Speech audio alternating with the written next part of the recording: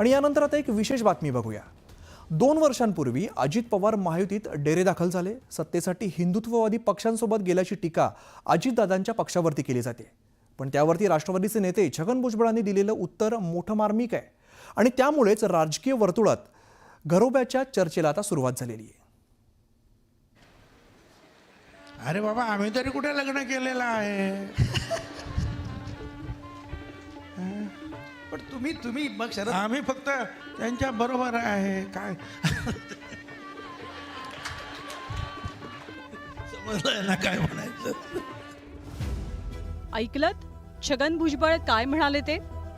राष्ट्रवादीनं भाजप शिवसेनेची केलेल्या राजकीय घरोब्याविषयी भुजबळांनी हे अत्यंत मार्मिक उत्तर दिले।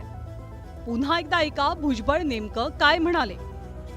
अरे बाबा, आम्ही तरी कुठे लग्न केलेलं आहे? पण तुम्ही मग शरद, आम्ही फक्त त्यांच्या बरोबर आहे काय? त्यांच्या बरोबर आहे काय? समजलंय ना काय म्हणायचं? खरं तर भुजबळांच्या उत्तराला राज्यातील 2 वर्षांपूर्वीच्या राजकीय भूकंपाची किनार आहे। 2023 साली राष्ट्रवादी काँग्रेसमध्ये उभी फूट पडली। अजित पवार 40-42 आमदारांसह महायुतीत डेरेदाखल झाले आणि ते महायुतीच्या संसारात चांगलेच रमले। मी अजित अनंतराव पवार गांभीर्यपूर्वक दृढकथन करतो की पण त्यांच्या नवीन घरोब्यावरनं त्यांच्या पूर्वाश्रमीच्या सहकाऱ्यांनी टीकेची झोड उठवली। अजितदादांच्या पक्षानं पुरोगामी विचारांना तिलांजली दिल्याची टीका महाविकास आघाडीच्या नेत्यांकडून करण्यात येते। शाहू फुले आंबेडकरांच्या विचारधारेवरती चालणारा पक्ष अशी राष्ट्रवादी काँग्रेसची ओळख आहे।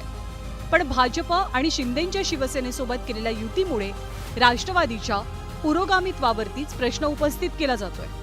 तर विकासासाठीच युतीमध्ये सहभागी झाल्याचा दावा अजित पवारांच्या पक्षानं वेळोवेळी केलाय।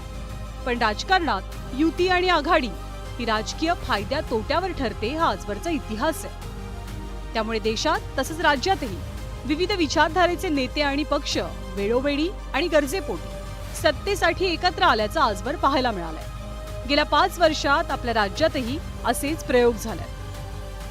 Bureau report, news 18 Lokmat.